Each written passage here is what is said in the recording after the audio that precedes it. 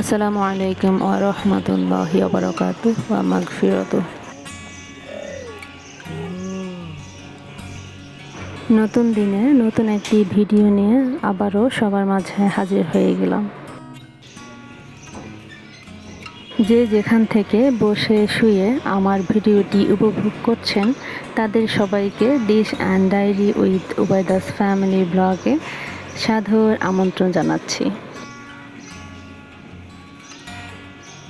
টানা কয়েকদিন ঠান্ডা ঠান্ডা আবহাওয়া আর বৃষ্টি বাদল হওয়ার পর আজ 2 দিন হলো আবহাওয়া একটু ভালো, রোদের তাপও একটু বেড়েছে, একটু না ভালোই বেড়েছে গতকাল আজকে।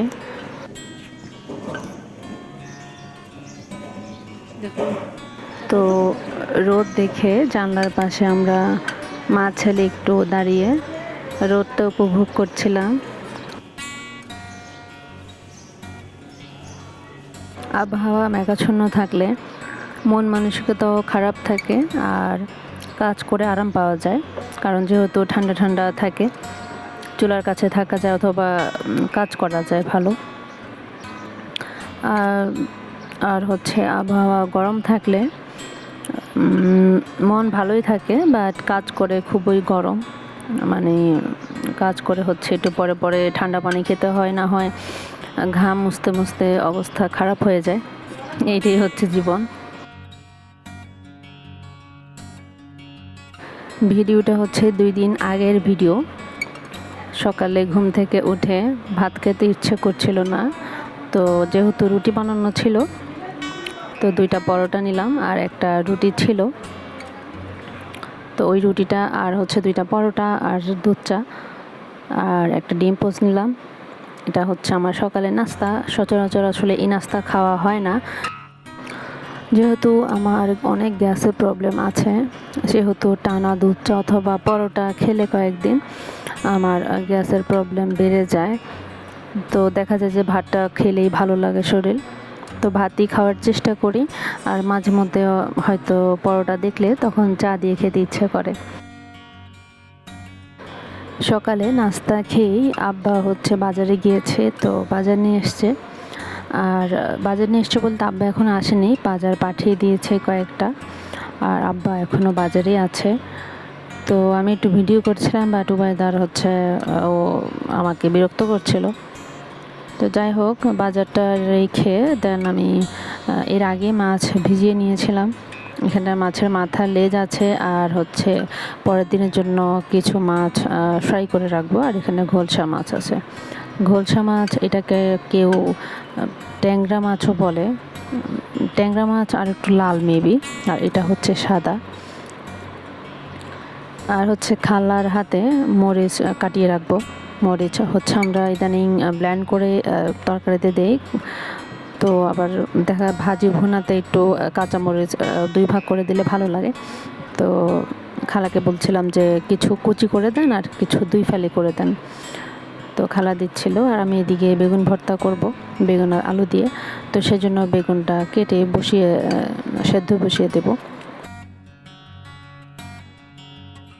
এখানে আমি হচ্ছে বেগুন কাটছিলাম, পরে আলু কাটবো। তো আমার ছেলে হচ্ছে আমার আশেপাশে এসে খালি গুড়গুড় করছিল। আসলে ও হচ্ছে মানে একটু সবার সাথে খেলতে যাচ্ছে অথবা কোলে উঠতে যাচ্ছে। তো যেহেতু দাদিও ব্যস্ত আর হচ্ছে আমিও ব্যস্ত, তো আমি কাটার ফাঁকে ওকে জানি কি দিতে গিয়েছিলাম টেবিলের উপর থেকে। তো আমি আগে চলে গিয়েছি, তো ও খেয়াল করেছে যে আমি এখানে কিছু কাটছিলাম। তো ও এসে দেখেন ছুরিটাও কিন্তু ধরতে পারতো, তো এসে ও পিলারটা ধরেছে। তো যাই হোক, আল্লাহ রহম করেছে, আমিও মানে কেন জানি পিছনের দিকে তাকিয়েছিলাম, পরে দেখি যে ও হচ্ছে পিলারটা নিয়ে ধরেছে। তো আমি দৌড়ে এসে ওর হাত থেকে নিয়ে গিয়েছিলাম। আসলে বিপদের হাত পা নাই, কখন কি হয়ে যায় বলা যায় না। তো এই জিনিসটা আসলে যাদের বাচ্চা আছে তাদের সবারই সাবধানে করা উচিত। ছুরি বটি এগুলার কাজ একটু দূরে রাখা উচিত, যেহেতু ও এখন হচ্ছে উকি মেরে কিছু ধরতে চায় অথবা চেষ্টা করে যে ধরার। আসলে এই বয়সী বাচ্চাদের একটু চোখে চোখে রাখতে হয়। গ্রামে হলে তো আরও রাখতে হয়, কারণ গ্রামে পুকুর আছে। আর শহরে পুকুর নেই তো কি হয়েছে, বাথরুমের দরজা খোলা থাকলেই এরা হচ্ছে ভিতরে গিয়ে বালতি টালতি অথবা ভিতরে ঢুকে দরজাটা চাপিয়ে দেয়। আমার ছেলে এরকম করে, বাথরুম খোলা থাকলেই ঢুকে ও সবার আগে দরজাটা চাপিয়ে দেয়, দেন হচ্ছে কান্না করে। তো যাই হোক, আল্লাহ মাফ করুক সব বিপদ আপদ থেকে সব বাচ্চাদের।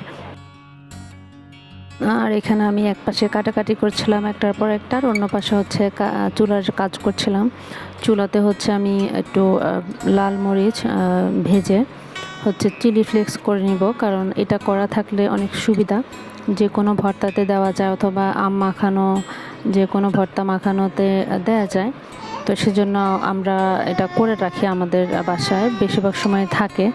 শেষ হয়ে গিয়েছিল, তাই হচ্ছে আবারও করে রাখছি। শুনতে পাচ্ছেন তো, আমি ভয়েস দিচ্ছি আর আমার জুনিয়র হচ্ছে চিল্লাচিল্লি করছে। ও আসলে ওকে খাওয়াইতে বসছি তো সেজন্য হচ্ছে ও একটু পরে পরে হচ্ছে কান্না করে উঠছে। আর এখানে আমি এখন কলমি শাক রান্না বসিয়ে দিচ্ছি। সচরাচর রান্না যেভাবে কষিয়ে বসাই সেভাবে কষিয়ে বসাবো। আমি হচ্ছে পেঁয়াজ তেল দিয়ে রসুন বাটা, জিরা, ধনেপাতা, হলুদ, লবণ সব দিয়ে হচ্ছে ভালোভাবে মশলাটাকে কষিয়ে নেব। তেল আর মশলাটা সেপারেট না হওয়া পর্যন্ত কষিয়ে ভালো করে তারপরে হচ্ছে আলু দিয়ে দেব। তো আলুটাকে ভালোভাবে কষিয়ে নেব, একটু সিদ্ধ হয়ে আসলে খুন্তি দিয়ে একটু ভেঙে দিব। দেন হচ্ছে আমি শাক দিয়ে দিচ্ছি। তো শাকটা কেটে দিয়েছে কিন্তু আমার শ্বশুর। আমার শাশুড়ি তখন ব্যস্ত ছিল, আমিও ব্যস্ত ছিলাম। তো আমার শ্বশুর হচ্ছে এই শাকটা কেটে দিয়েছিল। উনি হচ্ছে প্রায় সময় এরকম তরকারি কেটে দেয়, আমাকেও দেয় অথবা আমার যাকেও দেয়। যখনই আমরা কেউ ব্যস্ত থাকি তখন দেখা গিয়েছে বাজার থেকে এসে পাঞ্জাবি খুলে উনি হচ্ছে তরকারি কাটতে বসে যায়। উনি হচ্ছে আসলে আগে থেকে এরকম মানে একটু টিপটপ থাকতে পছন্দ করে সব সময়। আর হচ্ছে আমার শাশুড়িকে অনেক হেল্প করে, আমাদের বিয়ের আগেও করেছে অনেক। তো শাক দিয়ে আমি ঢাকনা দিয়ে দিয়েছি, শাকটা একদম মিশে যাওয়া পর্যন্ত। দেন হচ্ছে আমি ঢাকনা সরিয়ে একটু পর পর ভালো করে হচ্ছে নেড়ে দিব, যেন শাকটা দলা পাকিয়ে না থাকে। এই কলমি শাক আসলে সবসময় ভাজা করে খাই, বাট এই 3 বছর 3.5 বছরে আমার এই বাসায় মানে আমার শ্বশুরের বাসায় কখনো রান্না করে খাওয়া হয়নি। আমাদের বাসায় খাওয়া হয়েছিল, বাট এই বাসায় খাওয়া হয়নি। তো অনেক দিন পর আমার শাশুড়ি বলছিল যে রান্না করো, দেখি রান্না করলে কেমন লাগে। ওনারা হচ্ছে শাক রান্নাটা কম খায়, শুধু লাউ শাক আর হচ্ছে পালং শাক, পুঁই শাক, এই 3টা শাকই মাঝে মধ্যে রান্না করা হয়, আর সব শাক হচ্ছে ভাজি করে খাওয়া হয়। বাট আমরা হচ্ছে আমার দাদার বাড়িতে অথবা আমাদের বাসায় দেখেছি যে সব রকম শাকই রান্না করেও খায়, আবার ভাজি করেও খায়। তো এই যে শাকটা ভালো করে কষিয়ে আসার পরে আমি হচ্ছে পানি দিয়ে মাছ দিয়ে দিলাম। তো দেন ঝোলটা একটু ঘন হয়ে আসলে নামিয়ে নেব। আসলে শাকটা খেয়ে আমার শাশুড়ি, শ্বশুর, ভাসুর সবাই খুব প্রশংসা করেছিল যে এই শাক রান্না করে খেলে এত মজা ওনারা কখনো খায়নি। তো এখানে হচ্ছে আবার পটল তরকারি রান্না করেছিলাম ওদের অফিসের জন্য আর রাতের জন্য। দেন হচ্ছে চুলাটা পরিষ্কার করে নিচ্ছি। রান্নাবাড়া শেষ, চুলার আশপাশ চুলা ভালো করে পরিষ্কার করে শেষে কিছু ধোয়া ছিল সেগুলো ধুয়ে আমি গোসল করব। মাঝে মধ্যে না খুব অবাক লাগে যে আমি এখন এত কাজ করছি, বাট বিয়ের আগে অথবা যখন আমার বাসায় বেড়াতে যাই তখন হচ্ছে আমার কাজ করতে ইচ্ছা করে না, মনে হয় যেন সারাক্ষণ শুয়ে থাকি অথবা একটু বসে থাকি, একটু মোবাইল দেখি, মানে অলসতা চেপে বসে আমাকে। বাট এর বেশিরভাগ মেয়েদের বেলায় এটা হয় যে বিয়ের আগে যে মেয়েটা কিছুই পারতো না সেই মেয়েটা বিয়ের পর মাশাআল্লাহ কতটা দায়িত্ববান হয়ে যায়। হয়তো একটু সময় লাগে, বা ঠিকই সংসারের দায়িত্ব আস্তে আস্তে কাঁধে তুলে নেয়। এটাই হচ্ছে মেয়েদের ধর্ম, বিয়ের পরে মেয়েদের ধর্ম এটাই। তবে হ্যাঁ, কিছু আছে ব্যতিক্রম, তবে খুব কম সেটা। এই তো আমি এখন ভয়েস দিচ্ছি আর সে এখন আমার পিঠের উপর বসে লাফাচ্ছে আর আমার তার ধরে টানাটানি করছে মাইক্রোফোনের। যাই হোক, সন্ধ্যার পরে আম আনারস কেটে সবাইকে দিয়েছি, আমিও খেয়েছি। আর হচ্ছে আমি খাওয়া প্রায় শেষ, তখন মনে হয়েছিল যে একটু ভিডিও করি। আর একদিকে আমি মাছ ফ্রাই করে নিচ্ছিলাম, অন্যদিকে ভাত হচ্ছে। তো আমার ভিডিওটি যদি ভালো লাগে থাকে প্লিজ লাইক, কমেন্ট এবং সাবস্ক্রাইব করবেন।